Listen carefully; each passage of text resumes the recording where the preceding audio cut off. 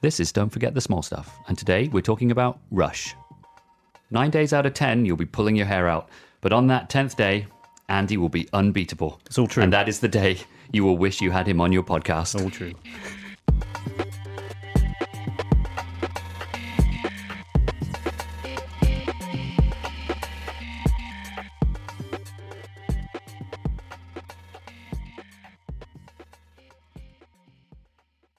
Welcome to Don't Forget the Small Stuff, the podcast that celebrates the overlooked and forgotten little moments in films. I'm Jess, and with me today is Andy. Hello again. And a new member of the Small Stuff family is Morgan. Hello. You can find us online at smallstuffcast.com. We are at smallstuffcast on Twitter, Instagram, and Facebook. And you can contact us using email at smallstuffcast.com.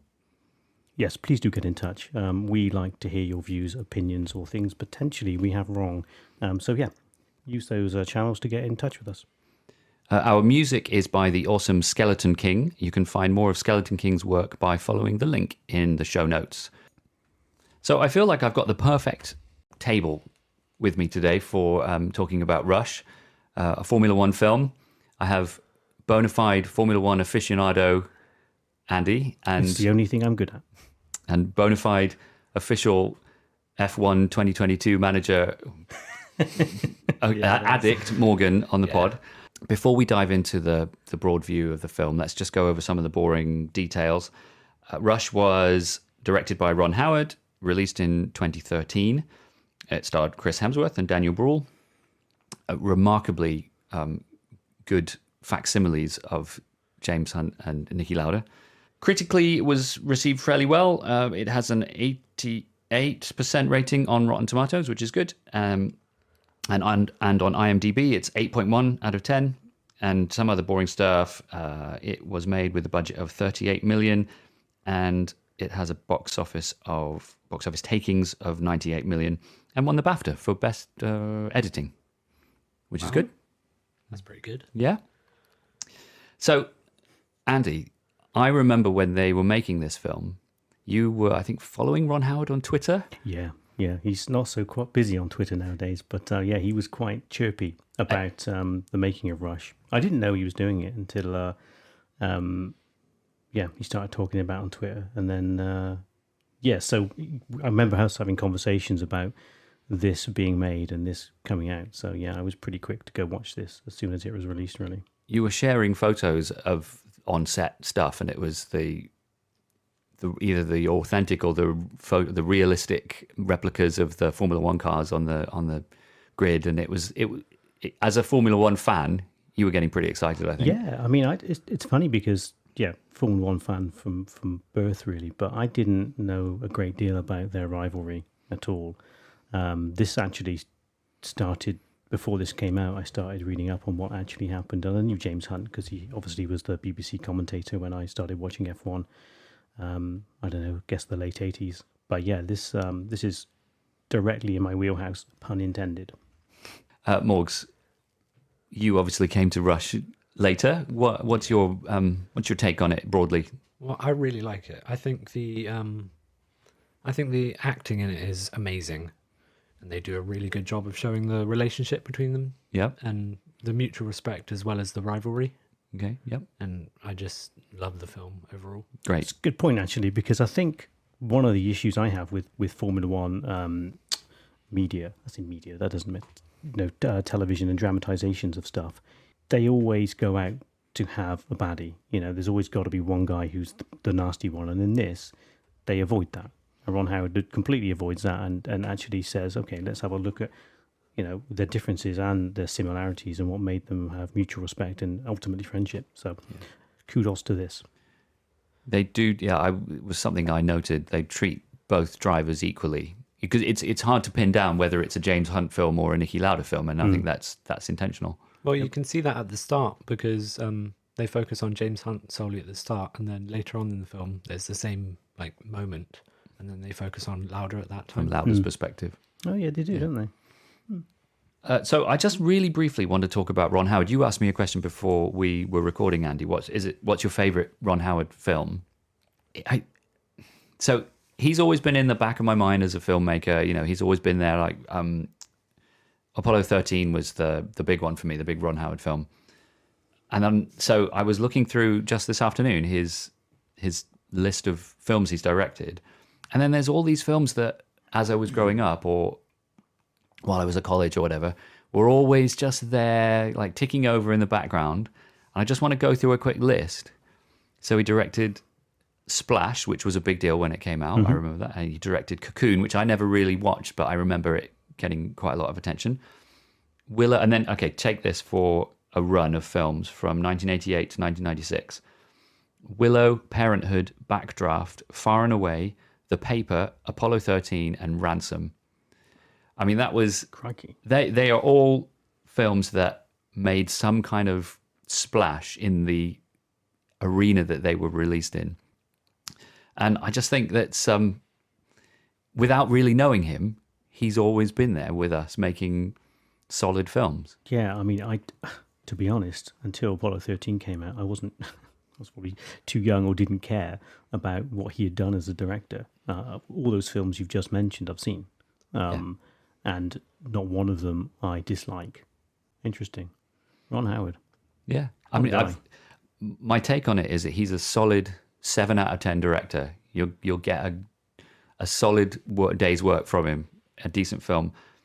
His, as far as I can tell, his 3 highest rated films on IMDb are Cinderella Man, which is 8 out of 10, Rush, which I think is 8.1 out of 10, yeah, and A Beautiful Mind, which is 8.2 out of 10. So he's done some top work. He won the Oscar for Best Director and A Beautiful Mind, and that also won Best Picture. So he's Oscar winner as well. You're giving him 7 out of 10. What are you saying? It seems a bit harsh. Well, no, I'm just saying he's a safe pair of hands. Okay. He'll give you, he's almost a guaranteed 7 out of 10 filmmaker. Okay. Every once in a while he'll do you an Apollo 13.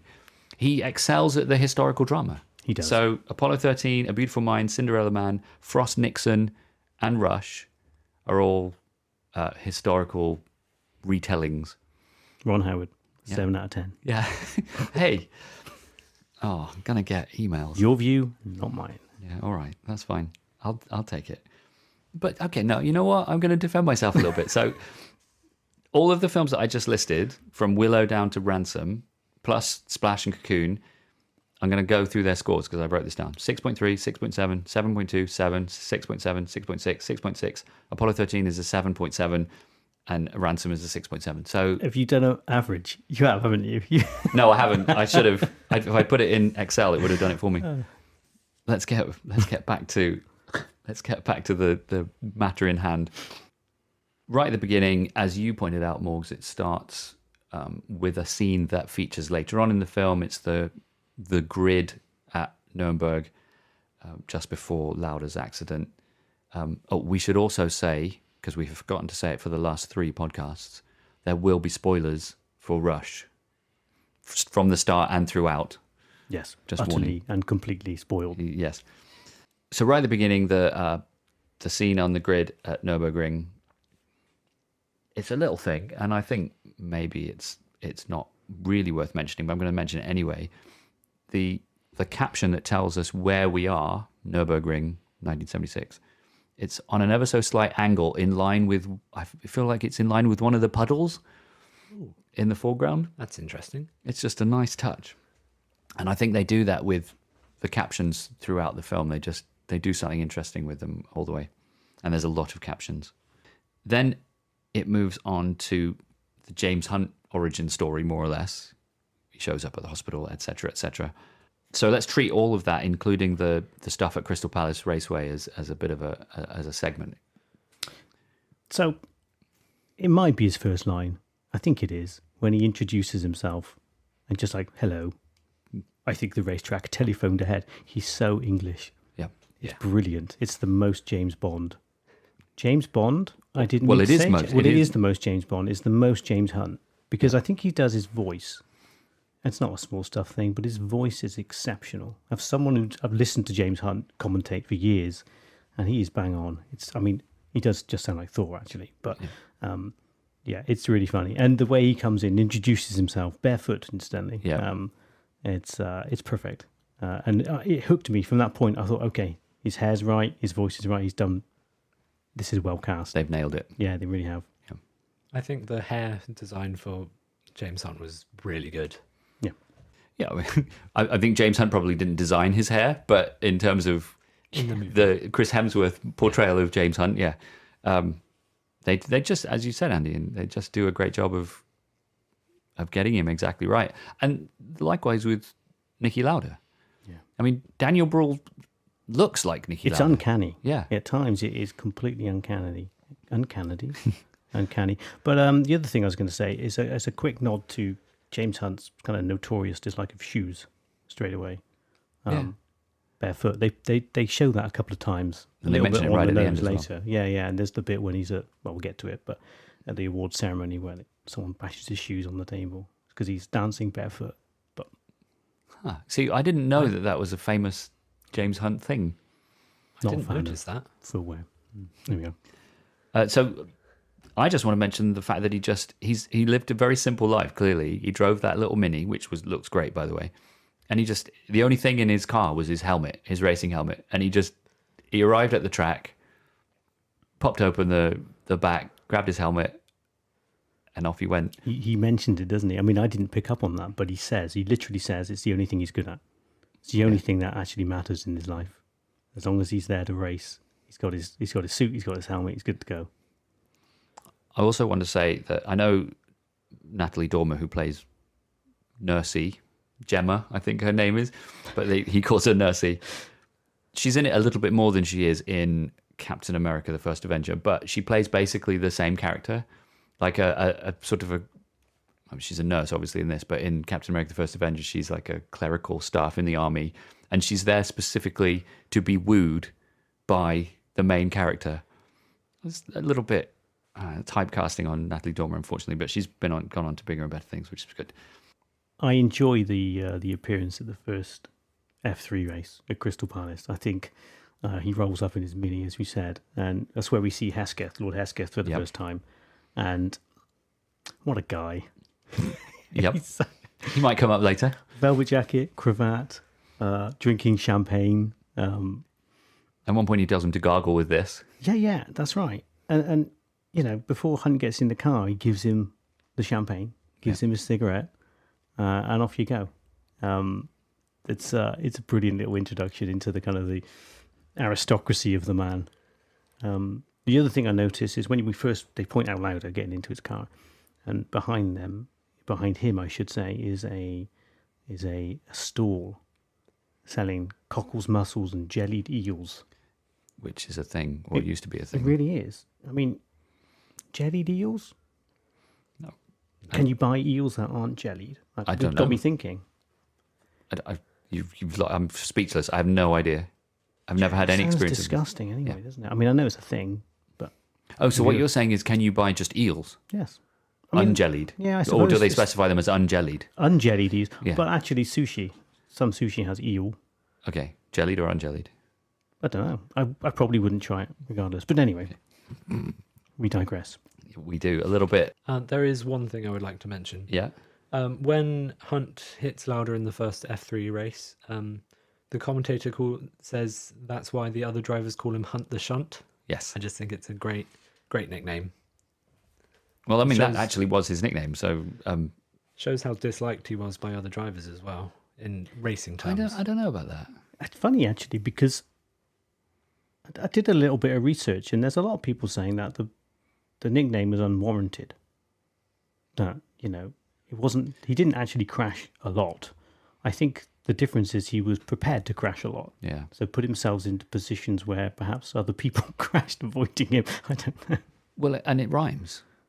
It's just a really convenient rhyming nickname, isn't it? It's better than the other one. Yes. That he mentions. Yes.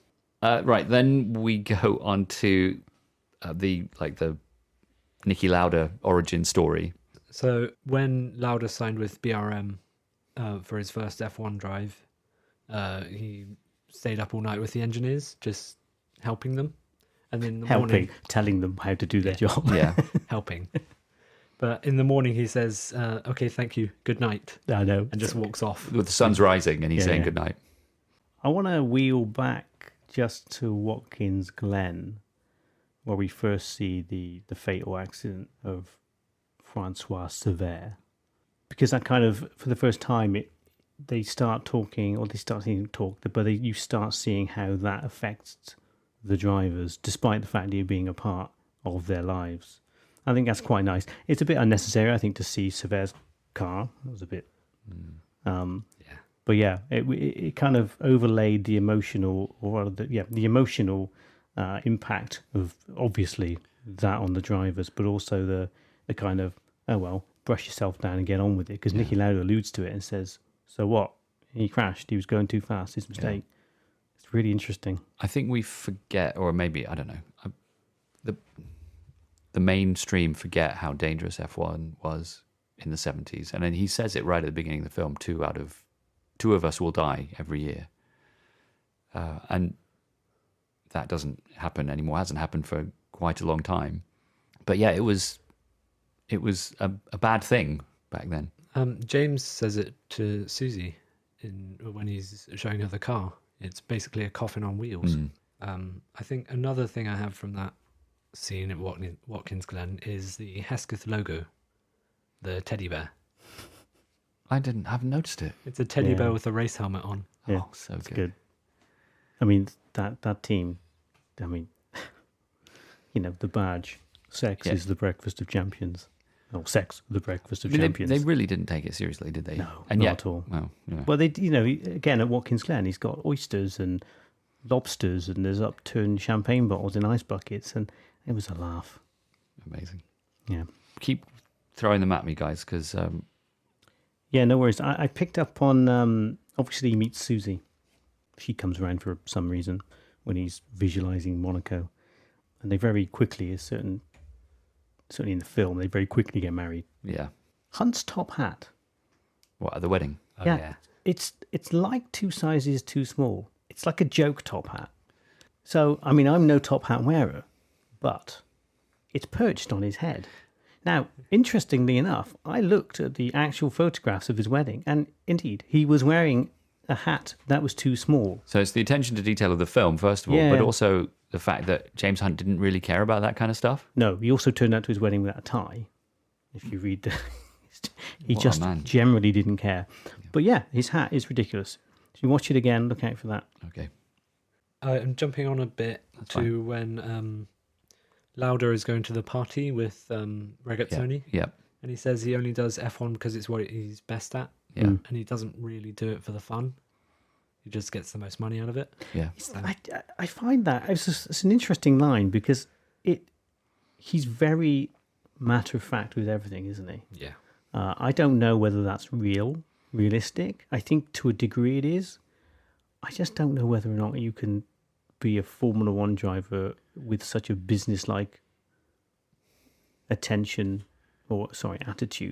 toward it. And I don't know. I didn't really know Lauda was a driver well enough to know whether that was true or not. But yeah, it made me think. I think we sort of have to assume that because every other piece of the film and the attention to detail is so good that this was also accurate. And presumably Lauda was involved in the production I think of so. this. Yeah, certainly towards the end, I think he got involved. So shortly after that moment with the party when he meets his future wife and they break down, I love the 2 Italian guys that give him a lift, or rather he drives their car, and the way they're chanting "Niki Lauda" in the back of the car. There's one guy, it's he's just amazing. screaming, isn't he? Chi è che ci crede che Niki Lauda sta portando la macchina di mio nonno, capito? Niki Lauda, non vedo l'ora guadagniamo da Mario. Niki Lauda, Niki Lauda, Niki Lauda. Like he pats him on the shoulder and he's like, It's so excited. And they're gesticulating to the people they overtake. it's so Italian. Yeah, really. Having just come back from Sicily, it's very Italian. It's brilliant. Yeah. Just before that, Lauda's ass when he's in the car. Yeah. It just mentions everything that's wrong with the car. Yeah. It's very good. Love that bit. He's so arrogant. He's like, well, it's just been serviced. He's like, well, it wasn't a good one. You mentioned Susie and the wedding. It's one complaint I have about this film, and it kind of goes back to the character of Nursey at the beginning and Susie. Maybe it's just reflective of the way James Hunt was, but the women in this film are generally not treated very well by the characters in the film, but also by the film itself. And I think that's a bit unfortunate. And he's so horrible to Susie at the moment when she's trying to actually, he doesn't have a drive, and she's trying to kind of make him feel a little better. Yep. And obviously it's reflective of the kind of person he was, but I feel like we could have done with a little bit more of their relationship before that moment. Like maybe there must have been some good times. Show us some good times before the crash, so to speak. Yeah, because it wasn't. It's like he did it because he was told to. Yeah. And this is how the film portrays it anyway. He was doing it because it seemed like a good idea. And then you're right, they seem to have absolutely no relationship at all. The only time he seems to miss her is I forget the race actually, but he's like, "Where's Susie?" And I think it's just before, after he's won after Nicky's won the world championship. Where's Susie? And they didn't. They sort of said, we didn't want to tell you before the race, but, and then gave him a newspaper cutting. That's a good point. But I think actually a lot of it is, sadly, probably quite realistic in tone, not necessarily realistic, accurate, but tonally, I suspect it's not far from the truth, sadly. So when Lord Hesketh said that they're going bankrupt, there's a great scene where he's sitting opposite James Hunt in the big manor house. In the Hesketh Manor. Yeah, when you're looking at Hesketh on his own, in the background there's a little mirror, and in that mirror you can see James Hunt just looking. You can see his face reflected. I just love that scene. It's so small but so meaningful. Yeah. That is an opulent room as well. Yeah. Yeah. What else is good about that is that in that moment, because I noticed it as well, Hesketh is rather down and he's drinking his tea and it's all quite dingy on him. But in the reflection in the mirror, Hunt is obviously lit by the sunlight coming through the window. So he's all golden. And then I think, I'd have to rewatch it to confirm, but I think once Hesketh lets him know what the situation is, Hunt kind of sits back in his chair and he goes back into the shadow of the room. It's quite a nice touch. And then after that, he's on the phone trying to find to his brother, who was his agent. Playing Skeletrix on the floor, drinking whiskey, which I think is funny. So I have something to say about his brother. Bad accountant. Because at the beginning they talk about my brother's an accountant, my dad did this, and then because it was his brother that advised Hesketh that the finances of Formula One aren't too different from the finances of Formula 3.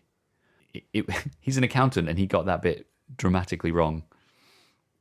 Yeah, and to be honest, I kind of glossed over that because without going into the peculiarities of the different formula at the time, I was thinking, this is odd. I don't know how those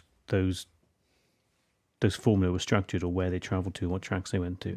It's all a bit of a blur to me. But it seemed an odd thing to say that it's not actually much different from Formula 2 or Formula 3 or whatever it is to Formula 1, because it just seems like a bad call. Yeah. Yeah, bad call. The opening sequences of the Brazil Grand Prix, they are so stereotypically Brazilian. I think some of that is historical footage. Like some of the broader, wider shots? Some of the crowd and they're hosing water into the crowd and stuff. But you're right, they play up Brazil, don't they? Yeah, the samba dancers. Yeah. The heat. Yeah. There's a great shot though, isn't there? Of the when they're putting there's a shot of a tire with ice cubes on it. That's great. And it looks so hot. And like nowadays, you'd see them trying to get tires warm, and they're so hot, just pouring ice cubes over them. I think that's pretty cool. So I'm going to treat the race montage sequences. They kind of jumble in my mind a little bit, but there's a couple of things that I want to mention from a couple of them. They show it at least two times. Hunt's 2-arm celebration where he takes both arms and raises them out of the car when he's won the race at Paul Ricard. And I just think that's quite, again, another attention to detail moment, isn't it? Yeah. And interestingly, the car models change, I think accurately as well. You'll notice that in Brazil, they've got big airboxes on top. Yeah. And then that changes both cars, both the Ferrari and the McLaren have got different designs on the airbox. I don't know. I didn't look it up. I was going to exactly when they changed it. But nice little attention to detail because they did evolve throughout the season. The other thing that... Go on, sorry, Morgs. I thought that was a continuity area error. No, I think it's legit. It's legit. Before we leave Brazil, I've got to mention James Hunt's little jig before he gets in the car. Oh, what, with the dancers? Yeah. He turns around and does a little dance, and Niki Lauda's just staring at him, like disgust at his playfulness, and he's like doing this little dance. The contrast in their approaches is evident throughout the whole thing, isn't it? There's another moment in the British Grand Prix that just captures the essence of where the race is happening. There's the pass behind the overtake behind the trees at Druids. Mm-hmm. We've been to Brands Hatch. We've sat looking at Druids corner. It captures the essence of what it's like being at Brands Hatch with the trees, so you can see some of the track and you can't see other bits. Hunt has really closed the gap on Lauda as they head into Druids. Niki Lauda is under real pressure from James Hunt as they go up the hill into Druids corner.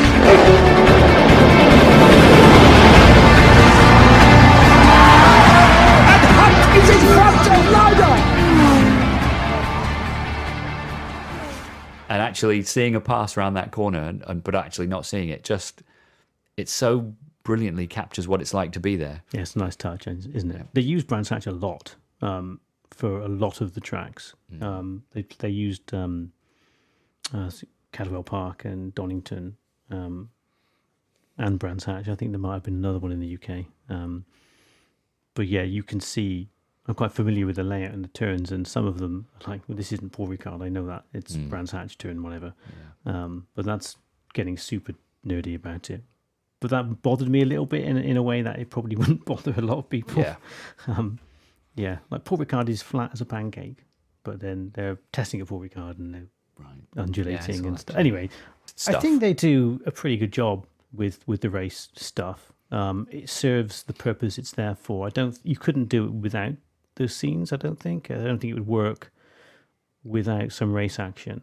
And for the most part, I think is really successful because it serves its purpose. I think reading about it, they had to use some Formula 3 cars some modern Formula 3 cars with bits bolted on to make them look like the cars, because obviously these things are pretty valuable now. They still run, but they're expensive machines.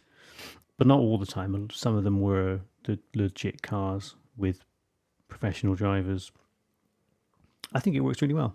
There's a good mix of, showing the different cars and stuff. The 6-wheeled Tyrrell and sort of weird and wonderful things that happened during the kind of late 70s. So, yeah.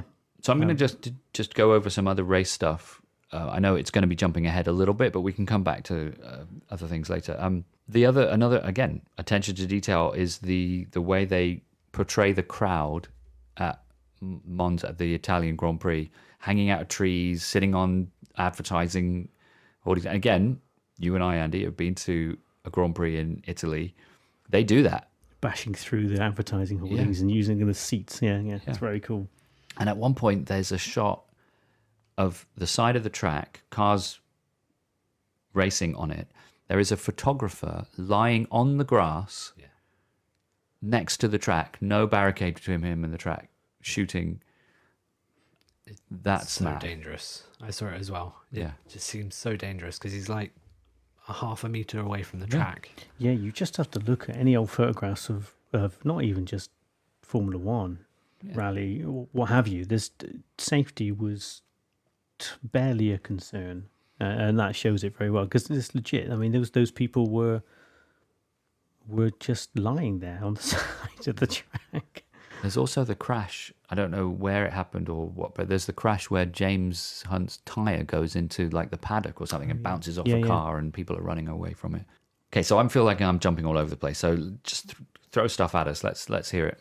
So the next thing I have is Lauda's wedding. Yep. I just like that little exchange before the wedding. Well, it's like if I'm going to get married, it might as well be with you, sort of thing. I love the line, "Mein Gott, ein Poet." Yeah. That she said. It's very good, isn't it? He's like the worst at anything emotional. It might as well be with you. Thanks. But she gets it. Yeah, That's yeah. why the Yeah, Mein right. Gott, ein Poet is such a great line, because she's on board. They then honeymoon in Ibiza, and they really don't show Ibiza to its fullest. It's just at night, and obviously they didn't go to Ibiza to shoot, but they gave it short shrift, I think. Yeah. I love that scene. It's so good. What, the Ibiza scene? Yeah, the talk they have when he says, it's the happiness is the enemy. yeah. And it's just so. It's so real, isn't it? I mean, he's right.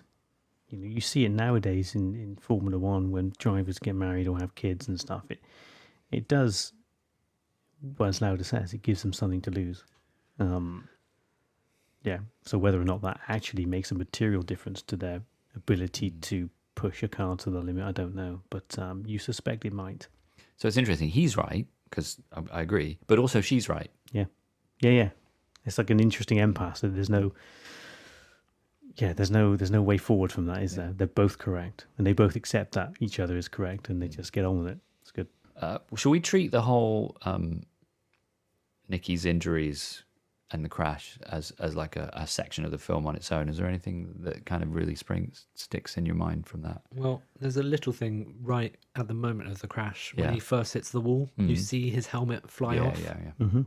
There was something about that. I was reading about it, and I can't remember. Unfortunately, I can't remember what it was, but there was something about the helmet he was using for a specific reason that abetted that happening. I'm not sure. I'm not sure what it was. You mean made it more likely that would happen? Yeah. I think it was. I can't remember what it was, and I might be completely wrong. But I thought I read something about his helmet.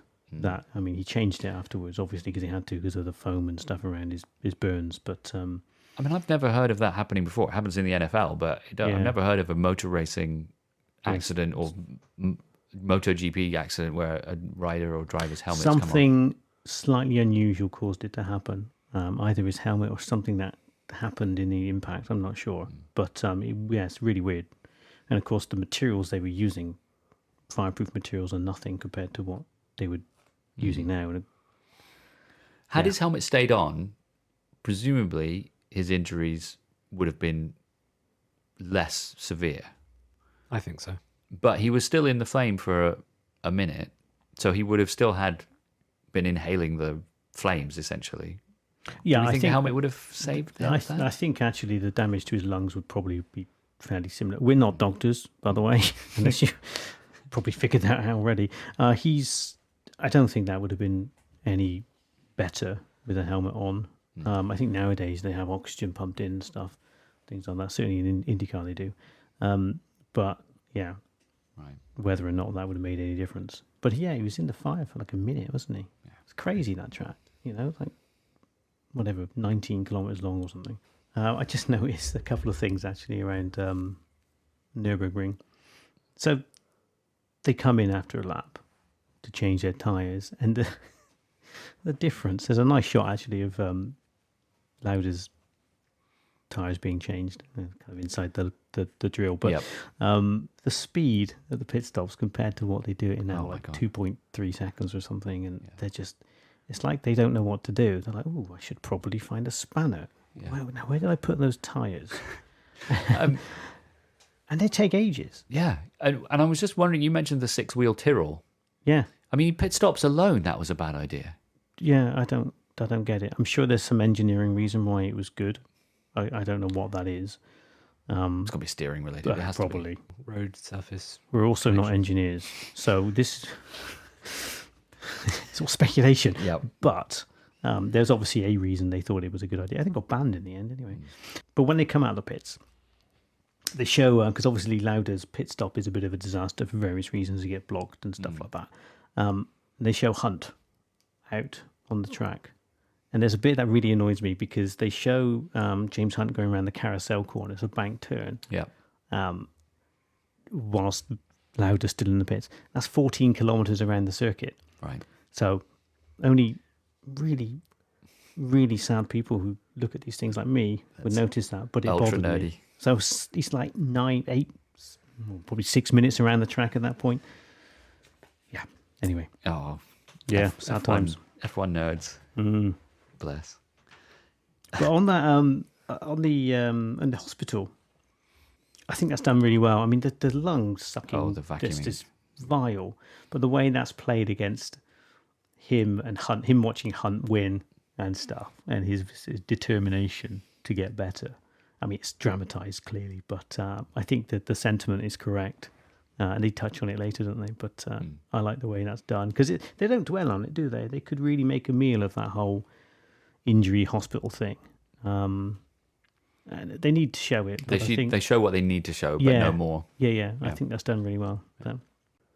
There's a great bit in Monza. Okay. Because it's his first race back. Yeah. And they're on the grid. All the people have moved away, and the engines are revving, and you can hear the engine, you can hear the crowd, and then he puts his visor down, and just for a second, the audio stops, or very, very low, like this kind of focus point. He just suddenly gets into his own, although he struggles at the start, and then you hear the crowd get louder again. I think that's quite a nice touch. It's a very simple thing to do, but it just goes to show closing the visor and that kind of period of calm before craziness happens. It's quite a nice touch. So I have a favourite line from that scene in Monza. So it's kind of linked into the hospital, but it's when Lauda says, "You were equally responsible for getting me back in the car." It's just such a good line. Yeah, and well delivered as well by Daniel Brawl, I think. Yeah. So in many ways, I feel responsible for what happened, and You were.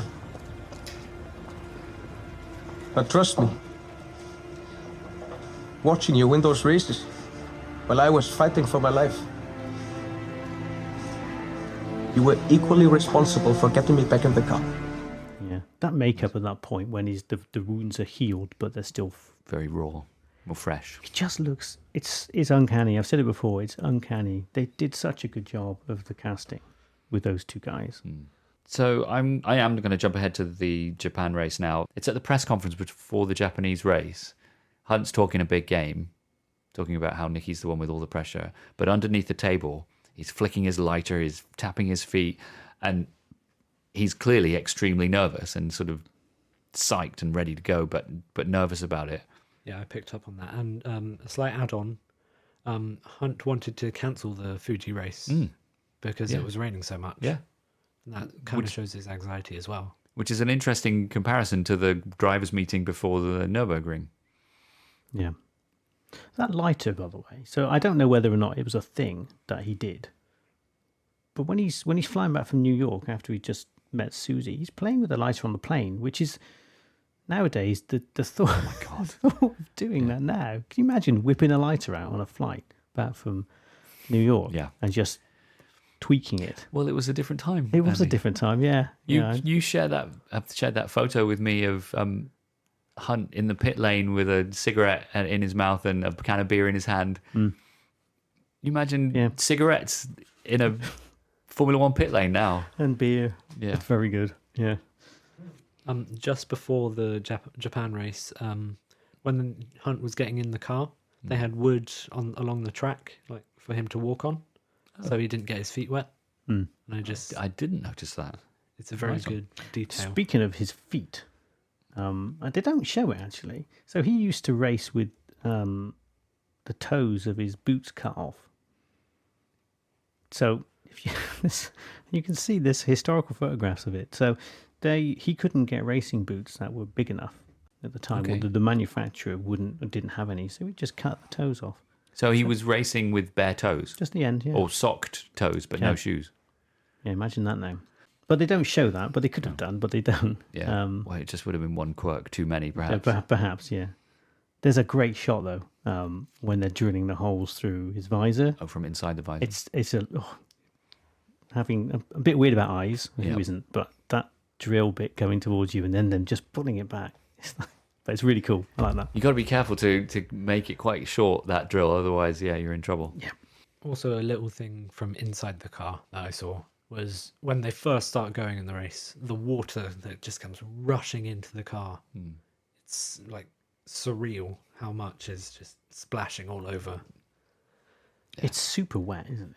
I didn't have time. I was going to go back and watch the race, at least the start of it, to see how wet it was compared to what they race in nowadays. So I'm just going to say it. The ending it's a great ending. I've written in capital letters with an exclamation mark. Great ending.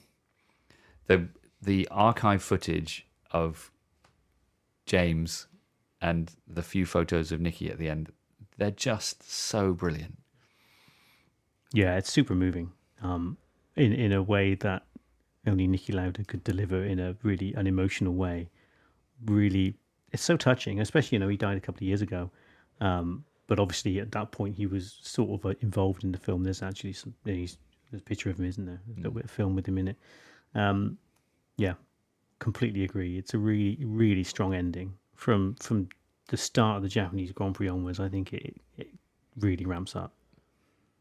I love the archive footage of James Hunt. Like he's like doing football around cones or something. It must have been from Superstars, I think. Superstars, or it's a knockout. Yeah. Actually, Superstars, I think it probably was. But yeah, he's on like Parkinson talk show here. Adverts for terrible products. So I'm like you. I remember him commentating on Formula One on the BBC. And I didn't really sort of... No. I was too young at the time to really understand the significance of this guy commentating. He was just a commentator with a deep voice and a bit posh. I read something, and again, I can't validate how true this was. I didn't have the time to do the research, but I read somewhere the first race he commentated with Murray Walker for the BBC, he drank 2 bottles of rosé. Well, I mean, it doesn't surprise me, which is why I brought it up, because it's likely to be true. But that's just a measure of the guy, really. Before we finish with the small stuff section, I just want to mention a couple of things. So it's a fairly matter-of-fact film. It's factual. It goes chronologically. It's, well, mostly, I mean. And I wouldn't say symbolism is its like forte, but there are a few moments. We talked about the scene where you can see Hesketh in the kind of the dingy shadow and James and the sun on his face. But there's a couple of other moments of symbolism. So when he's racing his Gale Extric, just after when he's looking for a drive, and his brother mentions that one of the teams didn't want him because of his reputation. At that very moment, he crashes his Scale Extric's car over the edge of the track, which is it's brilliant, particularly subtle, but it's good. It's good. And then there's another moment when his wife Susie is watching the race while she's getting hair and makeup done, and she's watching, and James is doing really well. It's a ding-dong battle between him and Lauda, isn't it, at that point? And then she has to go and shoot. She takes off her wedding ring and her other rings and goes for the shoot.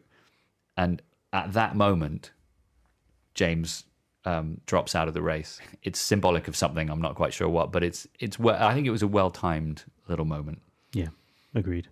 We'll take a break and come back with the categories in a sec.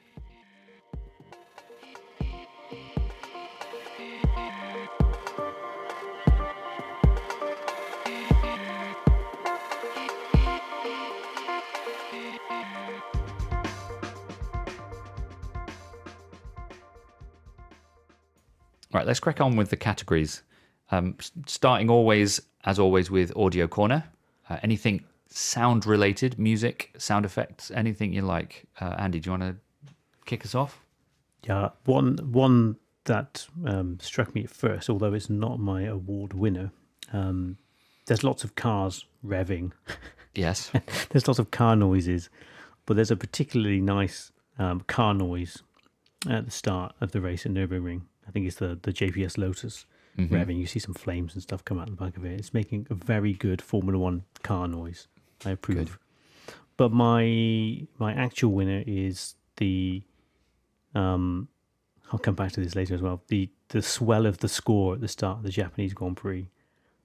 They use that score sparingly, but I think really well, and it really, really amps up in that scene where the rain's coming down, it's really dark, but the lights turn to green and the score, and there's the first like half lap maybe, and it's Yeah. really pumping out. It's a fantastic crescendo, so that gets my vote. Hans Zimmer, didn't realise that until I looked it up afterwards, but unsurprisingly great.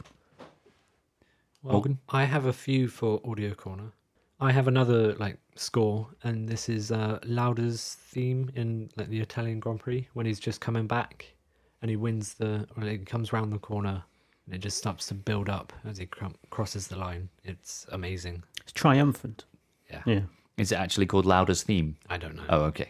Another one was the engines of the F1 cars. Just Of in course. general? Yeah. Yeah. And then finally was the no music for the hangar scene at the end. Just them talking. Some music started to come in at the end, but during most of it, there's no music, just them talking. So just very simple dialogue. Yeah. Hmm. Very good. How And about I you? think that gets my vote for. The no music. The no music. The no sound. The lack Okay. of sound. That's the first here. A silence. An award to silence in Audio Corner. Hey, there's a negative space and all that. But there Yep. you go.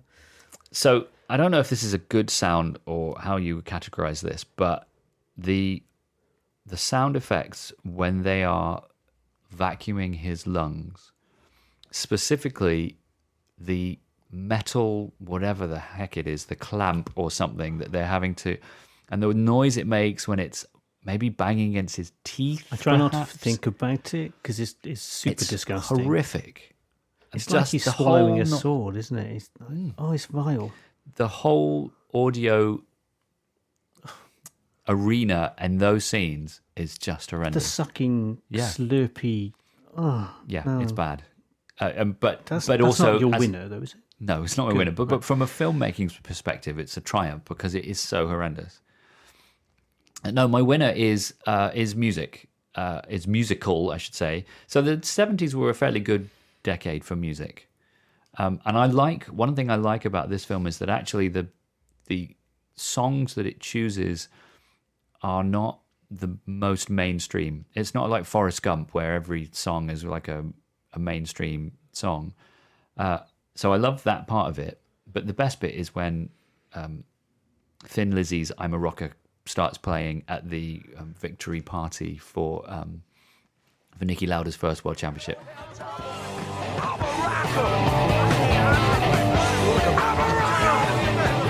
Congratulations.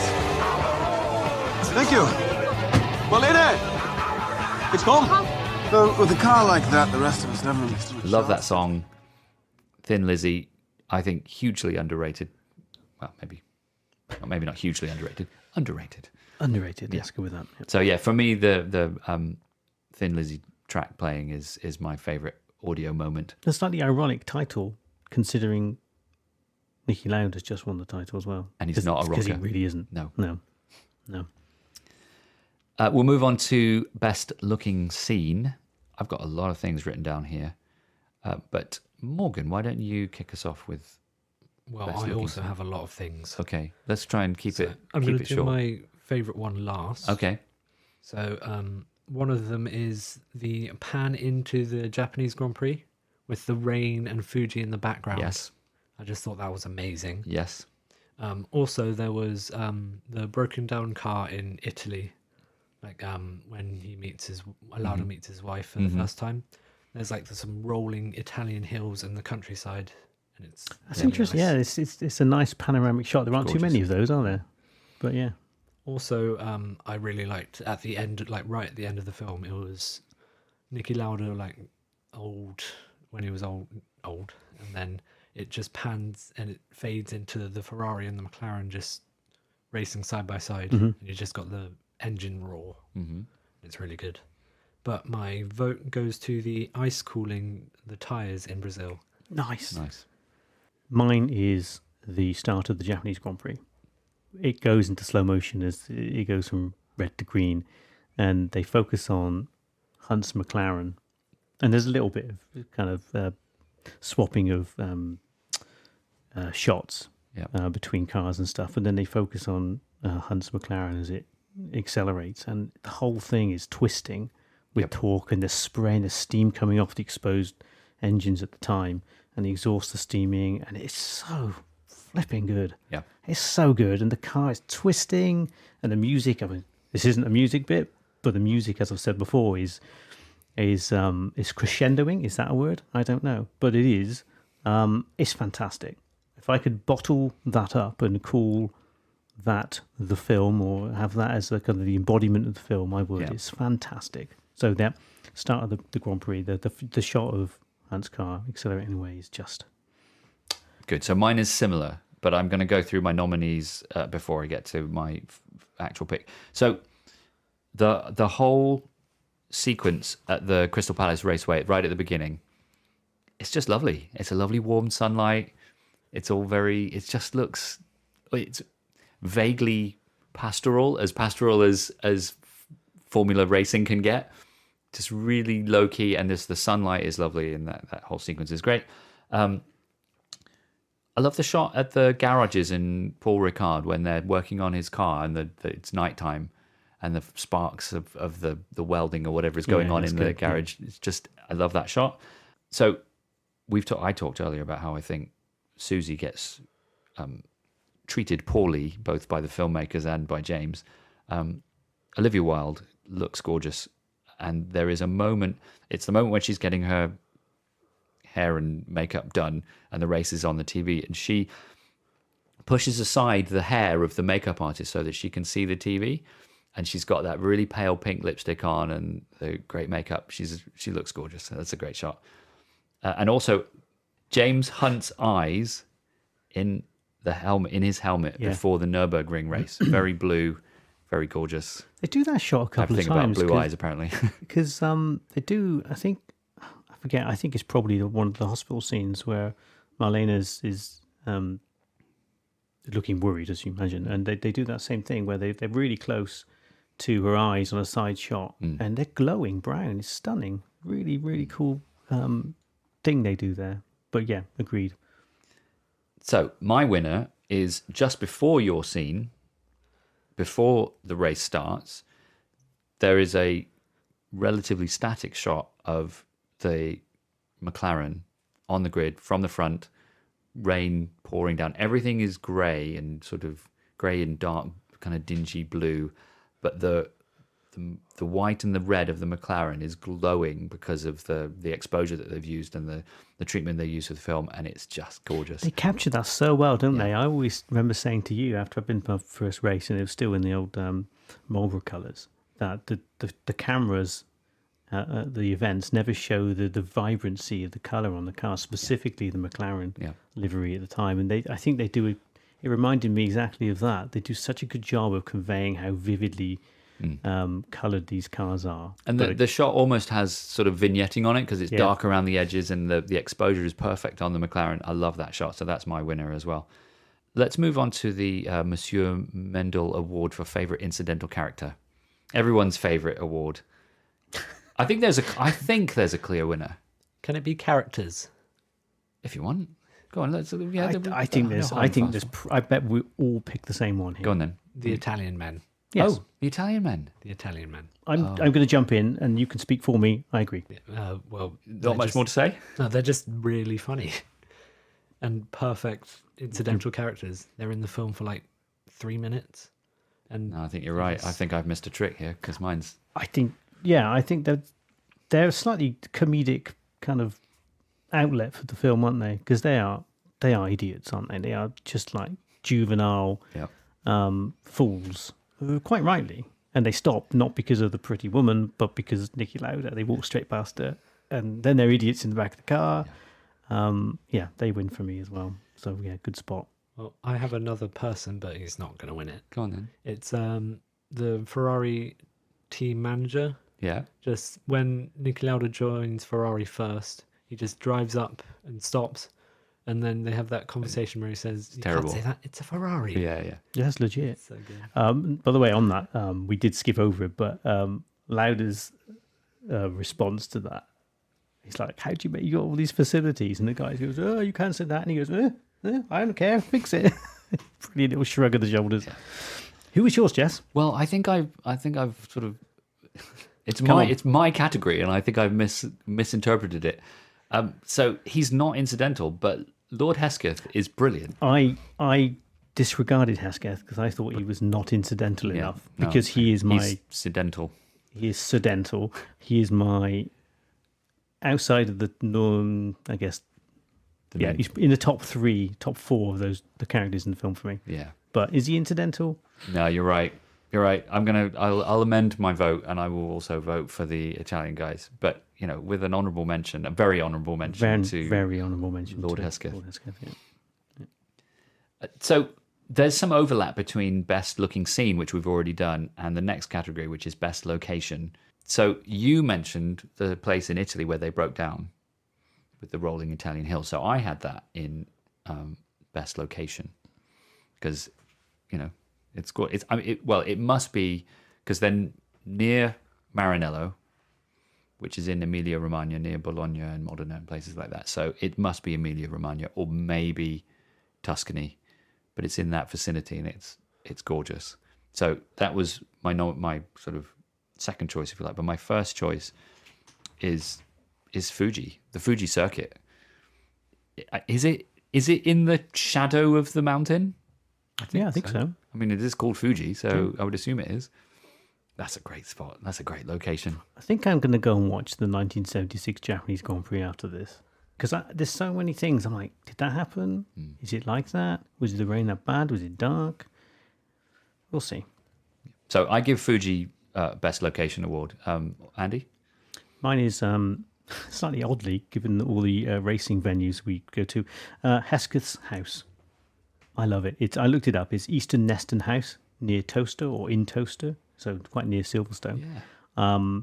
And there is some link to Hesketh. Again, I couldn't quite find all the details, but there was like the Hesketh library or something was housed there for a period of time. So there is some connection. But yeah, a privately owned massive mansion, which I took a liking to. So that's it for me. Well, I also chose Fuji, but honourable mention to Brazil as well because I love Brazil. The start of it with the temperature and stuff. It's so good. Good, cool. And moving swiftly on, what prop or item would you love to have from the film? You want me to go first? All right. I've only written one thing down. Hunt Scale Electric track. I mean, you can still... Okay, so for I could buy you one. It's non-UK... Christmas soon. For non-UK listeners, Scale Electric is what we call... I think Americans call it slot racing. Yeah. So toys that you can... cars that go around a slot on a track that you can build. You can probably buy that. It's probably a Scale Electric kit that existed in the 70s. You can probably buy it still or buy replicas of it. But I would love to have the one that he actually used. What cars was he racing? I didn't really pay that much attention. I didn't. I'm not sure you see it close enough, and it's moving because it's Scale Electric's car. So I think it was a Formula One car. Like you would assume of the it time was. Formula One car. Yeah. So that's my vote. I would love to have that track. Well, I have 3. One is not really one because it's an expensive thing. Okay. It's James's McLaren, of course. But Yeah. Oh, what the actual Formula One car? Okay, Yes. yeah. But these the next two kind of equal. I think James is lighter that he uses. Nice. It's like gold. It's really nice. But also Clay Regazzoni's helmet Oh, with the white and then like the red Swiss cross on it with the red markings. I'm sure around you it. can buy. I'm sure there are thousands of pounds, but if you really like it, I'm sure you can buy one. I mean, it needs to be film authentic, film used. You never know. So you've got to pick one. You can't have equals. I think I'll go for the helmet actually. Okay, Clay Regazzoni's helmet, not James Hunt, not Nicky Lauda. I mean, Clay. Nicky's is quite second, I think. Okay, Mine is, and again, I always struggle with whether or not this is a prop. So I don't know how we define that size or figure it out. whatever. Hunt's Mini. Yeah. Hunt's Mini Cooper. Hunt's Mini Cooper. Can't even say it. Hunt's Mini Cooper. I love that car. with the white dot on the side. Yeah, absolutely. I would take his Good Mini. shout. Right, so next and penultimate category is coolest look. Morgan, what is your favourite or coolest look in the film? So it's in the Italian Grand Prix.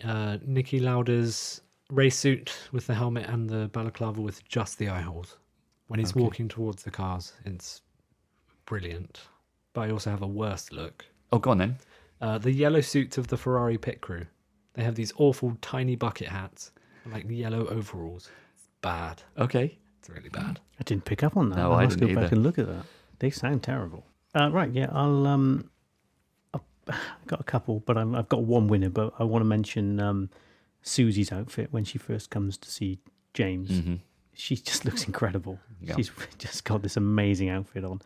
But for me, it's the smoking jacket of Hesketh at the start. His garb. He's honestly, what's he doing? He's the most posh man of all most. time. I mean, I love it and I hate it at the same time. It's got this velvet jacket, a cravat. It's brilliant. It's like a caricature of just some posh dude. And you're putting that down as coolest look. Yeah, I love it. Okay. Yeah. If I had a mannequin with that outfit on in the corner of my room, it would make me happy That every would be day. creepy. Well, yeah, it would also be weird. I do also like James Hunt's T-shirt, the yellow T-shirt he wears. I might say tennis or something really arbitrary on it when he gets into the Hesketh Formula 1. Can I pick that one up? Yeah. Can I take over from that? Because Cool, that's I my would. winner. There we are. So it's a T-shirt that just says tennis courts. Yes. What? It's a really cool Tennis T-shirt courts. as well. He So looks good in it. It's Franklin Marshall is I think the brand. I haven't investigated. I probably should have done my research, but yeah, Franklin Marshall, and it says tennis courts. So maybe they were like a tennis club that you could go and play at their tennis courts. But I want a pitches. T-shirt that just that Golf says course.